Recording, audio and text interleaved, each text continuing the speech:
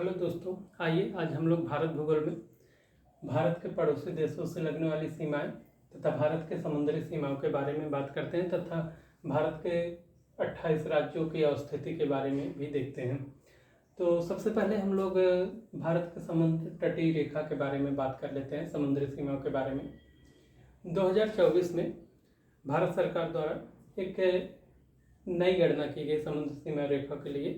तो इसमें समुद्र तटीय सीमा रेखा में बढ़ोतरी हुई है। वर्तमान समय में कुल समुद्र तटीय रेखा 11,098.81 किलोमीटर है, जो कि पहले 7,515 किलोमीटर था। तो ये बढ़ोतरी इसलिए हुई है क्योंकि इसके पैमाने में परिवर्तन किया गया, मतलब मापक में परिवर्तन किया गया, इसलिए समुद्र तटीय रेखा में वृद्धि हुई है।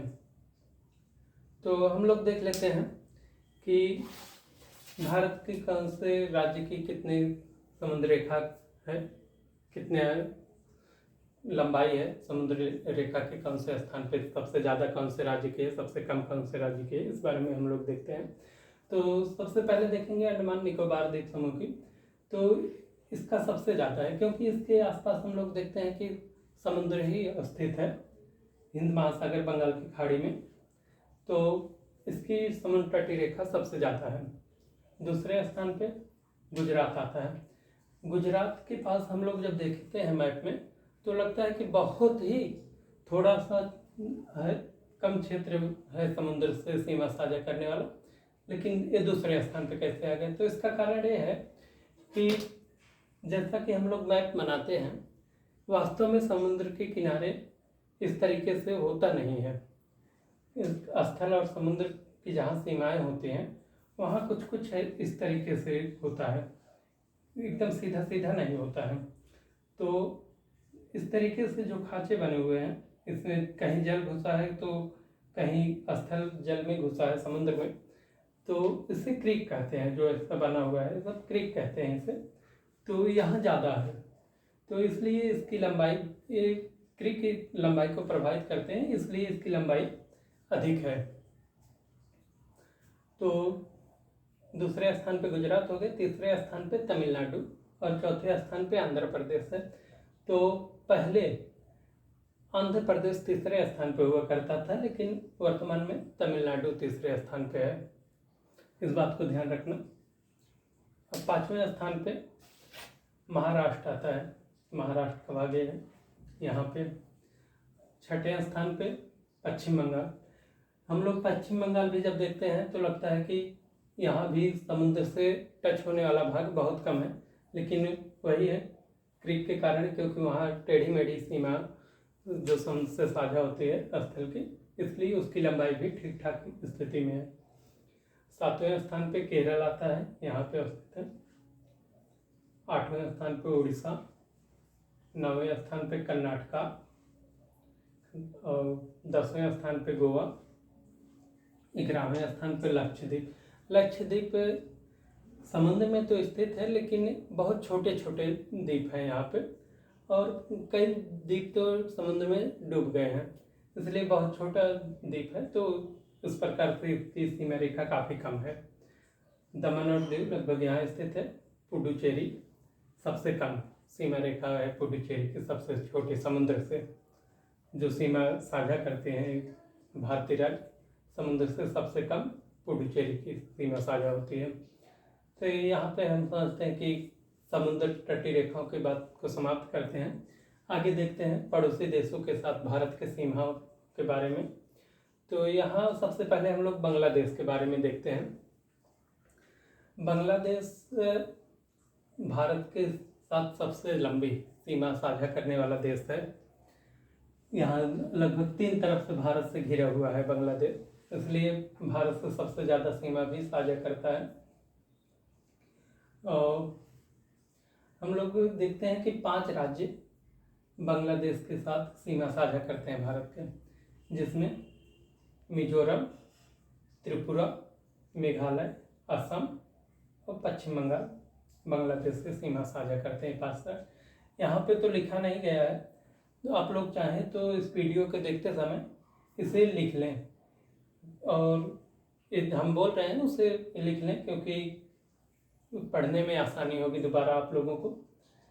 और अक्सर एग्जाम में पूछा जाता है। अब देखते हैं हम लोग भूटान। भूटान की स्थिति लगभग यहाँ पे है। ये भारत के लगभग यहाँ 4 राज्य भूटान से सीमा साझा करते हैं। उन 4 राज्यों में हम लोग देखेंगे अरुणाचल प्रदेश, असम, सिक्किम, चौथा राज्य पश्चिम बंगाल। भूटान की स्थिति यहाँ पे है। पश्चिम बंगाल भी उससे सीमा साझा करता है, इस बात को ध्यान रखना, क्योंकि एक बड़ा भाग पश्चिम बंगाल का यहाँ पे होता है। हम लोग ध्यान नहीं देते। ये पतला सा भाग भूटान से जाके सीमा साझा करता है। अक्सर क्वेश्चन आता है तो गलती हो जाती है, क्योंकि ये पतले से भाग को लोग ध्यान नहीं देते हैं। लगता है कि पश्चिम बंगाल यहाँ पे पाया जाता है, इसलिए भूटान से साझा नहीं करेगा, लेकिन बहुत पतला सा भाग ऊपर तक जाता है। जब आप लोग मैप में देखेंगे यहाँ पे बनाया गया है। और आगे देखते हैं नेपाल को। नेपाल से लगभग 5 राज्य भारत की सीमा साझा करते हैं, जिसमें पश्चिम बंगाल, यही लॉजिक है वहाँ भी, इसको ध्यान रखना। कोई लॉजिक नहीं है, लेकिन वहाँ तक तो उसकी जाता है। दूसरा बिहार, उत्तर प्रदेश, उत्तराखंड और सिक्किम। आप लोग ये 5 राज्य ध्यान देना, ये जो नेपाल से सीमा साझा करता है। उसी तरह हम लोग अब पाकिस्तान के देखते हैं। पाकिस्तान से भारत के 5 राज्य सीमा साझा करते हैं। नई किताबों में भी ठीक तरीके से अपडेट नहीं किया गया है, जो कि यहाँ लद्दाख केंद्र शासित प्रदेश हो गया है, वो भी आप लोग ध्यान देना कि सीमा साझा करता है। लेकिन यहाँ पे पीओके, पाक ऑक्युपाइड कश्मीर है, तो हो सकता है कि लोग नहीं दिए हैं, लेकिन लद्दाख फिर भी तो सीमा साझा करेगा ही करेगा। तो यहाँ से हम लोग देखते हैं गुजरात, राजस्थान, पंजाब, जम्मू कश्मीर पाकिस्तान से सीमा साझा करने वाले राज्य हैं। ध्यान देना, यहाँ हिमाचल प्रदेश पाकिस्तान से सीमा साझा नहीं करता है।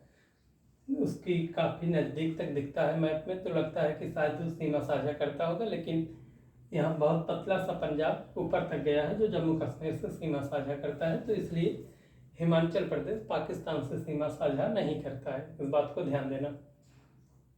अब अफगानिस्तान से बहुत छोटी सी सीमा साझा करता है, एक यहाँ ऊपर थोड़ा सा, बहुत कम। तो चीन से देख लेते हैं। चीन से भी 5 राज्य सीमा साझा करते हैं, जिसमें हम लोग देख सकते हैं अरुणाचल प्रदेश, सिक्किम और हिमाचल प्रदेश, उत्तराखंड, इधर लद्दाख, जम्मू कश्मीर लद्दाख इसको कहा जा सकता है। हालांकि लद्दाख अब एक अलग केंद्र शासित प्रदेश है। तो ये चाइना से सीमा साझा करने वाले कुछ राज्य हैं भारत के। आगे हम लोग समझ लेते हैं कि कौन सा राज्य भारत में कहाँ स्थित है, इसको थोड़ा ध्यान से देख लेना चाहिए।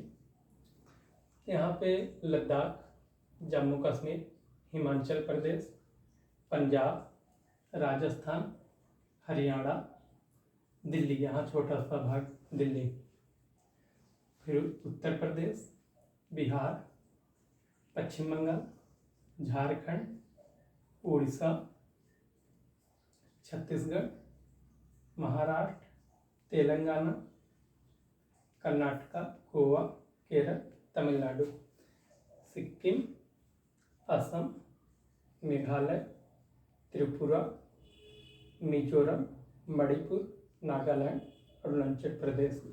तो इसको समझना इसलिए ज़रूरी है कौन सा राज्य कहाँ है।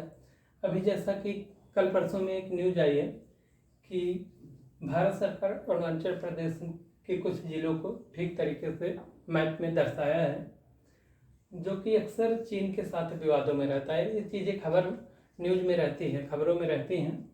तो हम लोग जब अखबार पढ़ते हैं या न्यूज में देखते हैं तो ये पता होना चाहिए कि कहाँ पे किस क्षेत्र में विवाद है, तो चीज़ों को ज़्यादा अच्छे तरीके से कनेक्ट कर सकते हैं। ये नागालैंड जो है, ये लोग को लगता है अक्सर कि अपने देश में नहीं है, क्योंकि इसका नाम है नागालैंड, तो लगता है कोई दूसरा अलग देश ही है। तो आप लोग ध्यान रखना कि नागालैंड भारत का ही एक राज्य है। बाकी मणिपुर में जो विवाद और हिंसा चल रही है उसे आप लोग जानते ही होंगे। यहाँ पे बाकी पहाड़ों के बताते समय जनजातियों के बारे में इस पर बात की जाएगी। आज के लिए बस इतना ही।